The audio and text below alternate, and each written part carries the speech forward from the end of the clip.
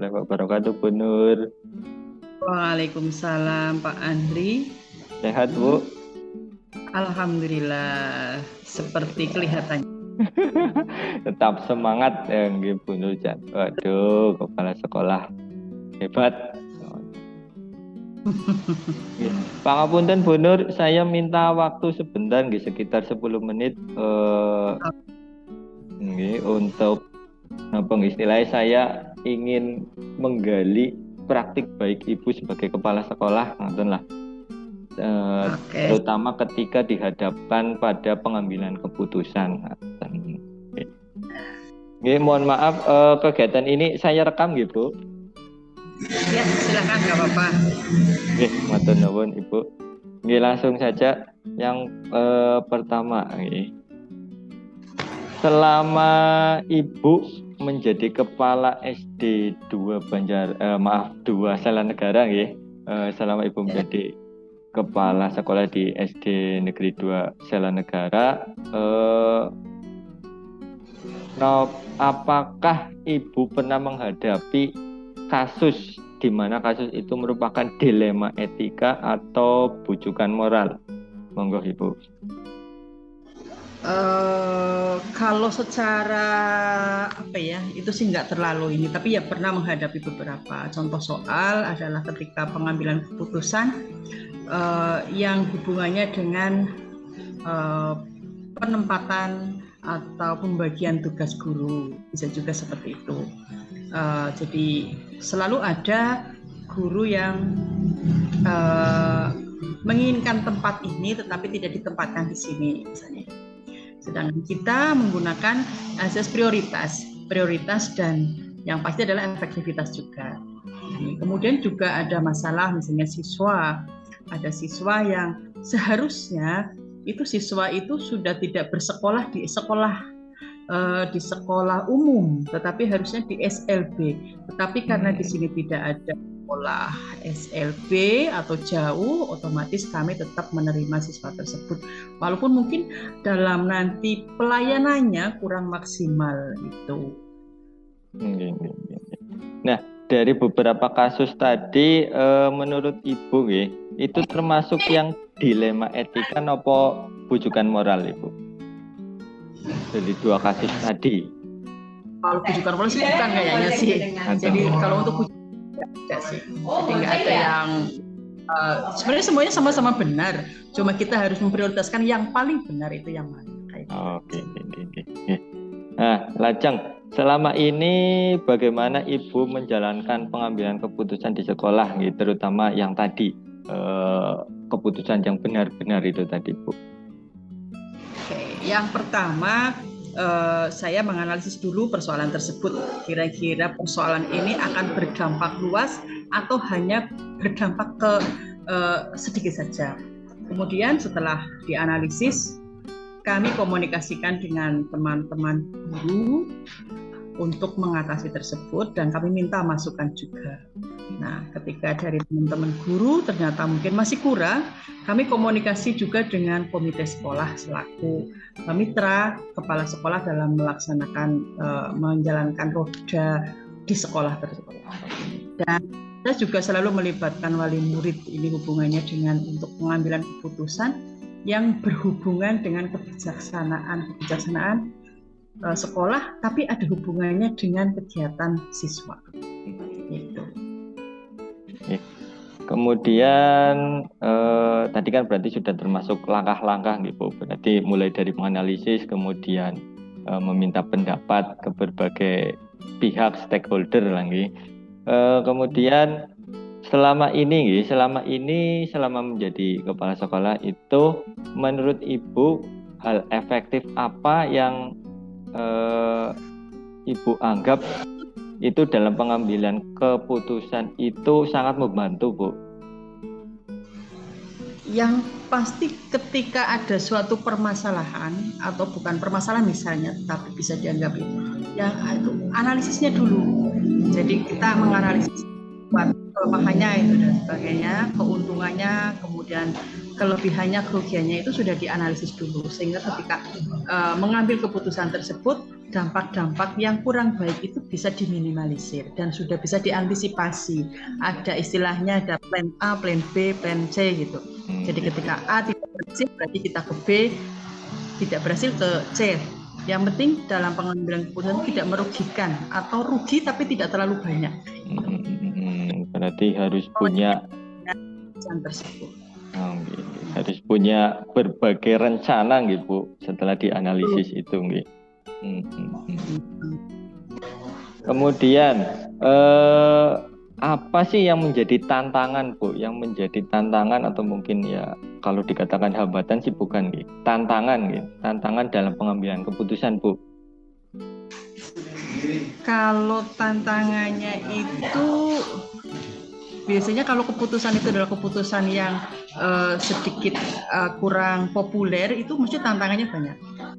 Entah itu dari teman guru, dari wali murid, atau dari komite, atau mungkin malah dari siswa. Nah, tapi kalau kita sudah komunikasikan, tantangan tersebut juga nanti akan bisa teratasi dan kita tidak sendirian. Maksudnya kepala sekolah tidak sendirian dalam menghadapi tersebut. Jadi ketika sudah dikomunikasikan dengan guru, dengan komite, dengan wali murid, maka ketika menghadapi tantangan tersebut atau permasalahan, nanti ada banyak pihak yang akan membantu. Ini.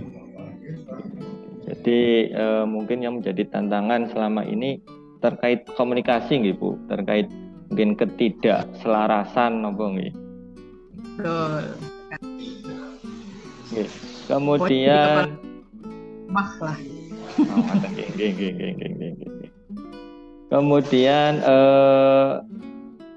nah ketika Bu Nur itu dihadapkan pada sebuah kasus harus mengambil keputusan, itu biasanya Bu Nur itu langsung menyelesaikan atau mengambil keputusan pada saat itu juga nopo ada jadwal khusus Bu, misalnya di hari lain atau kepripun Bu dalam pengambilan keputusan?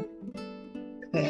Kalau keputusan yang berhubungan dengan bukan masalah pribadi, biasanya kami pelajari dulu permasalahan tersebut. Kami pelajari dan kami diskusikan dulu. Nah, setelah oke, deal, baru kita putuskan seperti itu. Dan itu juga istilahnya nggak langsung, tetapi butuh waktu. Karena memang kita juga butuh tadi mempelajari, kemudian menganalisis dan juga memprediksi. Memprediksi nanti akhirnya keputusan tersebut. Berarti dibutuhkan kejelian gitu dalam dalam ya menganalisis.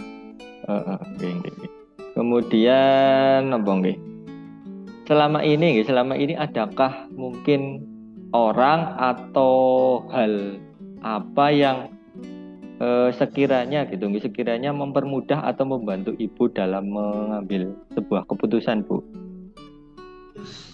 Oke, semuanya membantu. Jadi teman-teman guru yang pasti teman-teman guru, kemudian juga komite sekolah ini sangat membantu dalam pengambilan keputusan. Walaupun mungkin ada beberapa keputusan yang langsung saya ambil sendiri tanpa komunikasi dengan teman-teman, tetapi keputusan itu tidak berefek yang terlalu luar biasa. Jadi hanya mungkin keputusan kecil yang memang harus segera diambil. Tapi kalau misalnya untuk yang keputusan besar, maka kami komunikasikan dulu dengan Dewan Guru dan komite juga. Jadi faktornya ya tadi komunikasi Bu, harus. Pokoknya komunikasinya lancar, baik, semuanya akan bisa teratasi. Kemudian kayak gini Bu, kalau saya minta satu contoh ketika Ibu mengambil keputusan dalam sebuah masalah, boleh Bu? Boleh saja. Contohnya ketika apa Ibu? Contohnya untuk ketika pembagian kelas, pembagian tugas guru. Memang itu adalah intern sekolah.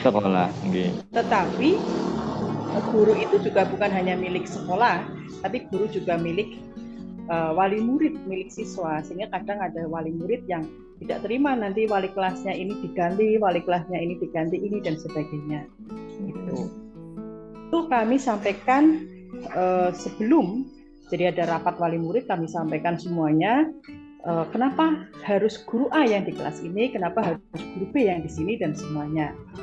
Jadi ketika sudah pembagian kelas, sudah pas, tidak ada wali murid yang komplain gitu loh. Oh ternyata memang dia cocok untuk kelas A, misalnya dia cocok untuk kelas B dan sebagainya. Jadi itu sudah dipertimbangkan masak-masak.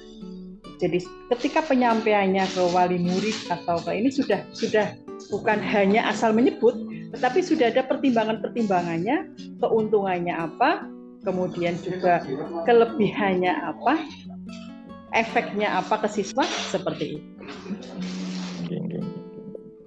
Dan untuk program-program sekolah juga kami komunikasikan dengan komite, karena untuk sebagai mitra, terutama dengan pembiayaan yang mungkin besar, seperti kemarin kita ada rehab atau renovasi tempat duduk, itu kan butuh biaya banyak. Sedangkan dari sekolah mungkin hanya bisa menanggung separuh. Sehingga kami komunikasikan dengan komite, ini bagaimana supaya tuntas semuanya. Ini untuk masalah pembiayaan. Nggih. Berarti nggih sebagai kepala sekolah nggih harus istilahnya mengajak semua stakeholder, semua stakeholder.